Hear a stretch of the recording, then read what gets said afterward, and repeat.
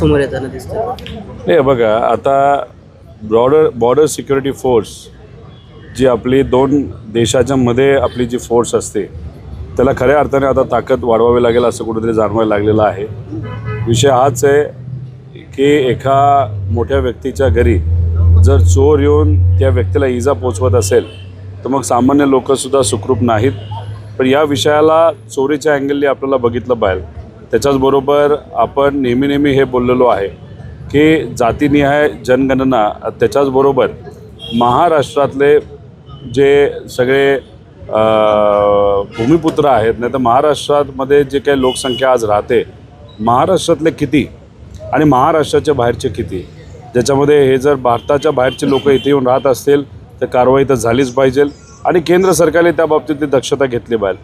आणि त्याच्याचबरोबर महाराष्ट्राच्या बाहेरचे सुद्धा उत्तर प्रदेश, UP वगैरे या भागातले सुद्धा लोक, बिहार या भागातले महाराष्ट्रात येऊन महाराष्ट्रातल्या मराठी मुलींच्या नोकऱ्या ज्या आज जात आहेत त्याच्यावर सुद्धा अभ्यास केला पाहिजे. त्यामुळे बांगलादेशी एखादा व्यक्ती असेल तर ते योग्य नाहीच. बाहेरून येऊन चोरून जर इथे येत असेल तर त्याच्यावर कारवाई झालीच पाहिजे.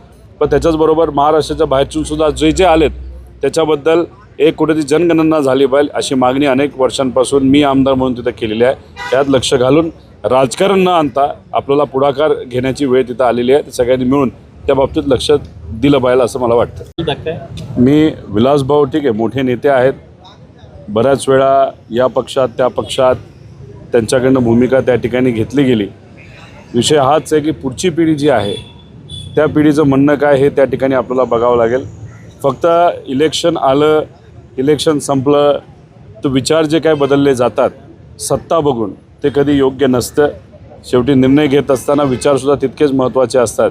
पण आजच्या राजकारणामध्ये विचार हे अनेक नेते विश्वासात नाही तर विचारात घेतात असं वाटत नाही, असं जाणवायला लागलं आहे.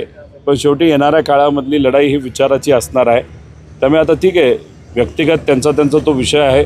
पण जे लोक आज इकडं उद्या तिकडं, परत इकडं आणि परत तिकडं असे जे करतात त्यांच्यावरचा विश्वास हा लोकांचा नक्कीच कमी होतो. त्यामुळे येत्या काळामध्ये लोकच ठरवतील उद्या काय करायचं.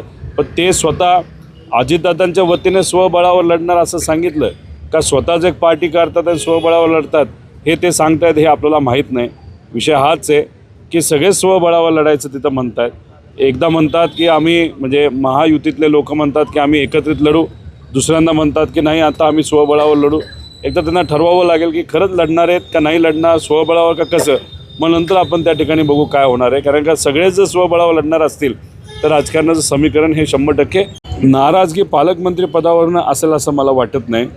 पण आता सगळ्या नेत्यांना, सगळ्या मंत्र्यांना एक गोष्ट जाणवायला लागलेली आहे की एखादा PA सुद्धा जर अपॉइंट करायचा असेल, एखादा सेक्रेटरी अपॉइंट करायचा असेल, नाहीतर एखाद्या त्यांच्या कार्यालयाचा म्हणजे मंत्रिपदाचं जे कार्यालय आहे त्या कार्यालयाचा निर्णय घ्यायचा असेल तर मुख्यमंत्र्याकडे बघावं लागतं. म्हणजे भाजपचं पण तेच झालं आहे. पण ठीक आहे, त्यांचे नेते भाजपचे देवेंद्र फडणवीस साहेब त्यांना काय वाटणार नाही. पण एकनाथ शिंदे साहेबांच्या पक्षातल्या मंत्र्यांनासुद्धा देवेंद्र फडणवीस साहेबांकडे बघावं लागते. अजितदादांच्या पक्षातल्या मंत्र्यांनासुद्धा देवेंद्र फडणवीस साहेबांकडे बघावं लागते.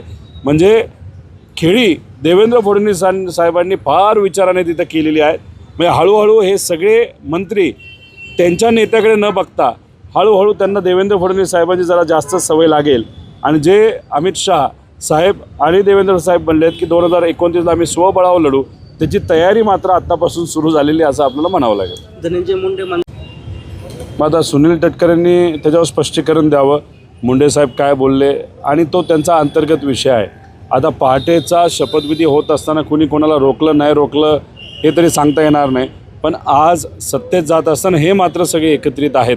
त्यामुळे त्यावेळेस भूमिका तुम्ही घेत असताना रोखायची भूमिका घेता आणि नंतरच्या काळामध्ये जेव्हा पक्ष आणि परिवार फुटला तेव्हा मात्र तुम्ही परिवार आणि पक्ष फुटण्याच्या पाठीमागे उभे राहता. त्यामुळे मग ही दुटप्पी भूमिका जी तुम्ही मांडत आहात, कुठेतरी लोकांचा दिशाभूल करण्याचा प्रयत्न हा नेत्यांकडनं केला जातो असं लोकांना आता कळलेलं आहे. लोक त्याबद्दलची भूमिका हे घेणार आहेत. येत्या काळामध्ये आपण बघूया काय त्या बाबतीत होतं. पालकमंत्रीपद वाटप पद स्वीकारावं म्हणून एकदा निर्णय सरकारचा झाल्यानंतर ज्यांना संधी मिळत नाही त्यांना पर्यायसुद्धा राहत नाही की दुसरं काय बोलायचं. आता ठीक आहे, त्यांनी तिथं ट्विट केलेलं आहे, त्यांच्याकडे पर्याय नसल्यामुळे त्यांनी ते ट्विट केलं का खरंच काही चर्चा दादांची आणि मुंडे साहेबांची त्या बाबतीत झाली हे आपल्याला बघावं लागेल. पण याच्यात जास्त स्पष्ट हे बीडचे नवीन पालकमंत्री अजितदादा 100% त्या ठिकाणी बोलतील. त्यामुळे तुम्ही जेव्हा त्यांना भेटाल तर हाच प्रश्न तुम्ही करा की तिथं धनंजय मुंडेंचं आणि त्यांचं कुठं चर्चा झाली होती का नव्हती.